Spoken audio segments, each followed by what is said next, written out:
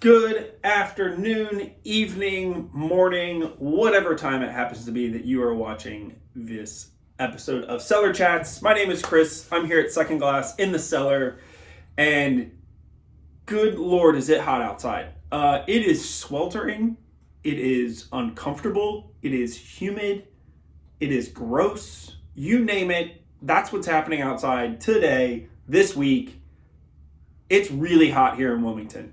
And you know what? It just so happens that we got a lineup of amazingly refreshing wines, just perfect to quench your thirst and cool down your taste buds and your body. We're going all rosé, all refreshing styles, but maybe from a little less known varieties and places that you would think of for rosé. So no Provence here. We all know that Provence is probably my least favorite place when it comes to rosé. It's not that they're not good. In fact, most of them are. Let me change that. A lot of them are quite excellent. However, I think it becomes a little bit of a crutch. People just go, hey, Provence Rosé, it must be great. Not true.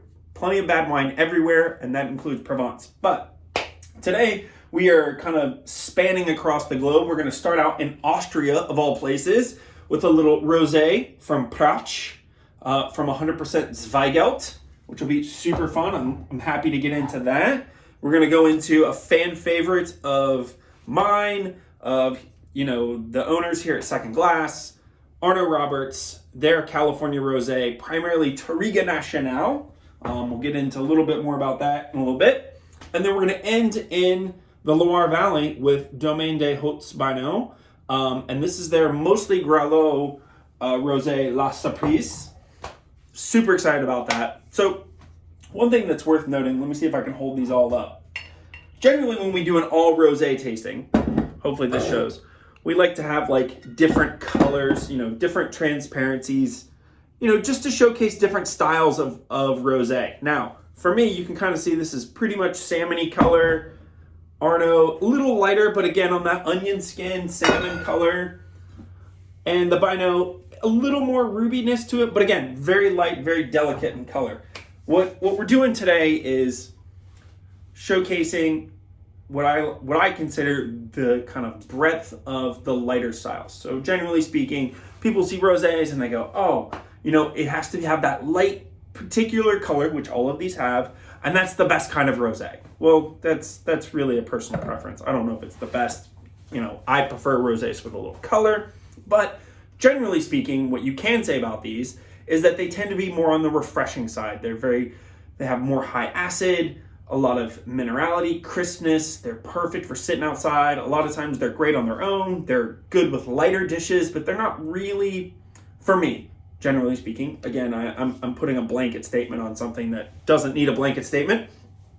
They're wines for enjoying and refreshment, not necessarily wines that are meant for big meals, because there's not as much structure to them. They don't work really great with heavier foods. Something on the grill is going to overwhelm this, whereas something that has a little more depth could work with that. But since it's so hot outside, these wines are perfect. So mostly the focus today is going to be on what these wines taste like, a little about where they're from, what they're made from, grape-wise, and, not so much on the producers. What I can tell you about all of them is that they all farm sustainably, they're all organic, yada, yada, yada. You check all the boxes. They hit all those boxes. They're doing it right for the right reasons.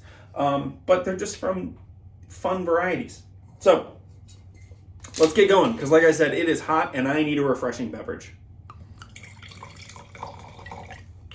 So Pratsch, again, these guys are in Niederösterreich in Austria, which is, if I remember correctly, it's the Lower Austria, so southern area of Austria. And this is made from 100% Zweigelt. Now, Zweigelt is a grape variety that not a lot of people know, mostly because it is a red grape from Austria, and most people think of Gruner Veltliner, and then to another extent, they think of Riesling. Good reason, they make great ones. But Zweigelt is sort of like, outside of Blaufränkisch, which is their other kind of like primary red grape, is the main red of Austria. And these make kind of peppery, light, refreshing red wines. So you could see how it would be a great grape variety for rosé. Now this for me, very clean, almost super delicate, subdued on the nose. All I'm getting really on the nose is that it's fresh, lively, and I need to take a sip. That's what I'm getting.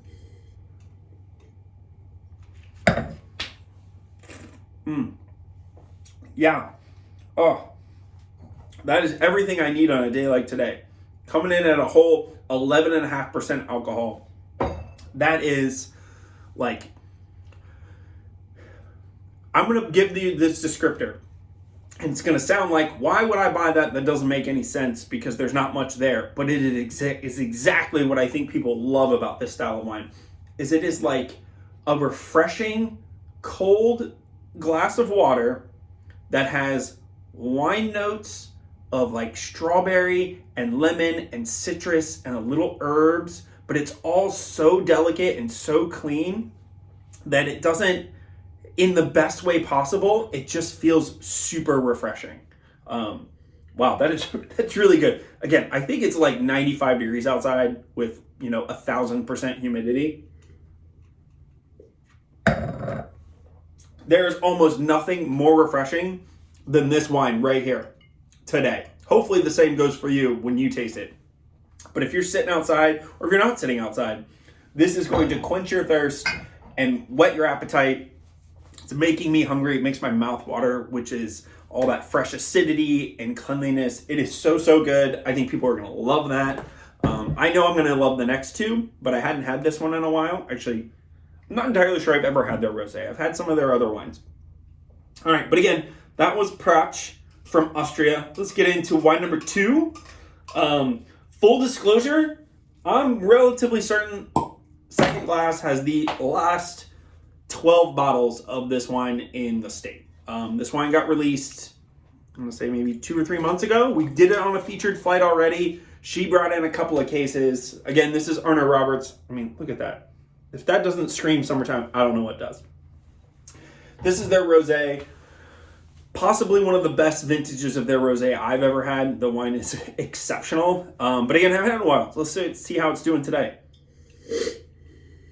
Ooh, way more open on the nose than the Pratsch. A lot more flavor. A little like kind of melon, watermelon, cantaloupe characteristics going on. A little savory, but again, that like thirst quenching acidity that I always look for.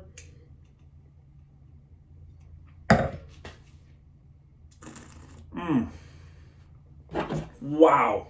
Okay. So going from the Pratsch, which like I said is like the most refreshing, clean Rosé I think I've had all year.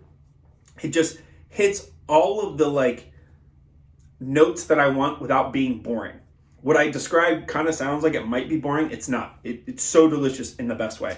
This takes that kind of like as a base level and amps up the flavor profile and the intensity. So again, very crisp, very light, easy going. But then there's this saltiness, like almost like the perfect slice of salted watermelon that you've ever had. Think about, you're outside, you're having a good time. Maybe you're at the beach, maybe you're at the pool. It's really hot. I need something like to grab a bite of. I need a little like refresher. I need something tasty. You've got some cold watermelon in the fridge. You grab a slice of cold watermelon and you sprinkle it with some like good sea salt and you take a bite out of that, and that just combination of salty, saline, fruity, sweet, yet so cool and refreshing is all those things in this glass. It is so good. I take back what I said. There were 12 bottles. I'm going to buy like 6 of them because it's freaking amazing. And now you guys just have to fight for the rest.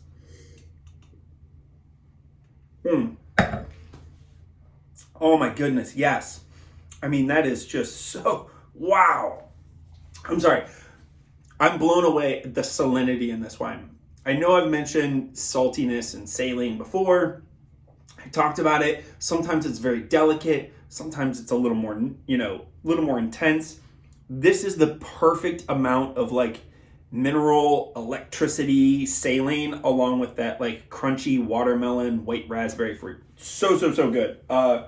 Duncan, you guys crushed it on this bottle. I wish we could get more, but unfortunately we can't. Oh, what I didn't talk about real quick. as I'm like just crushing through these. So it's mostly Touriga Nacional. I'm looking at the back of the label because it tells you. So let's see if it comes into focus. There you go. Touriga Nacional, some Gamay, Tinto, and Grenache.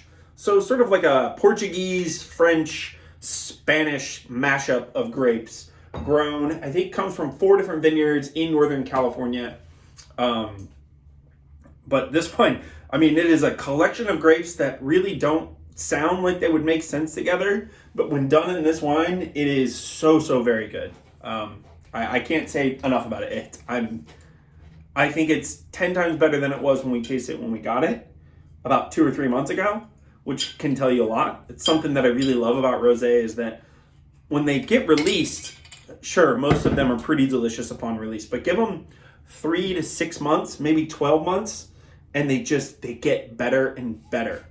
I am a big proponent of most rosé, at least the good ones, can really use up to 12 months of like time in the bottle before they really flesh out. They're almost more subdued early on, and it's refreshing and clean, but I like a little more oomph in my wine, generally speaking. All right, so bouncing over to Touraine in the Loire, specifically Azay-le-Rideau. This is Hauts Baigneux. Pardon my French, I'm pretty sure I'm butchering that. This is their Rosé, La Surprise. And it is mostly Grolleau with a little bit of Gamay and Co, which is the local term for Malbec. Now, this wine, a little more structured. Again, as a whole, they're all fairly similar in color, but they do go from Pratsch being the cleanest, the lightest, moving into Arnot-Roberts being a little more intensity, and then the La Surprise has a lot more flavor profile going on. So this is, and it also has a little more texture. I just tasted this wine last week, so it's pretty fresh in my mind. Yeah, a little more strawberries, a little more ripe fruit. You're dealing with Grolleau, which is very famous in this region. So Azay-le-Rideau is the second AOC in France that was designated for rosé production. So there was Bandol was the first, and then within several months, I think, Azay-le-Rideau. So they're very famous for their Grolleau rosé, which is what this mostly is. But it's not a big region, so those wines didn't really make it outside of France for a long time. So this is a relatively unknown region, internationally speaking. But if you're in the Loire Valley and you talk to the who's who, like, hey, where do I get great Chenin Blanc and where do I get great rosé from here? This is going to be in that top 5 list every time.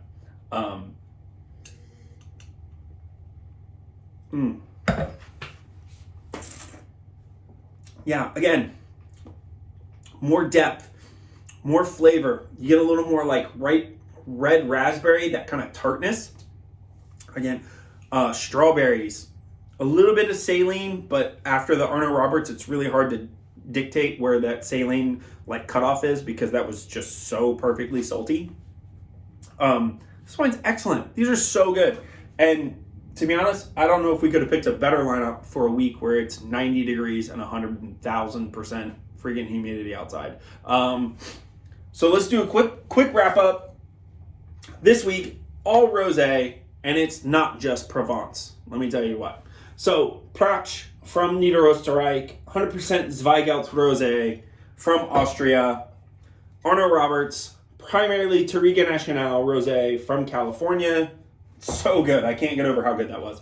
And Hauts Baigneux, the La Surprise, primarily Grolleau rosé from Azay-le-Rideau in Loire Valley, France. Please be safe out there. It is super hot. Take care of your animals. Don't leave your dogs out. Drink plenty of water. Put on the sunscreen because that sun is intense. And come in here and have some refreshing rosé at the end of the day because you know what? We all need it.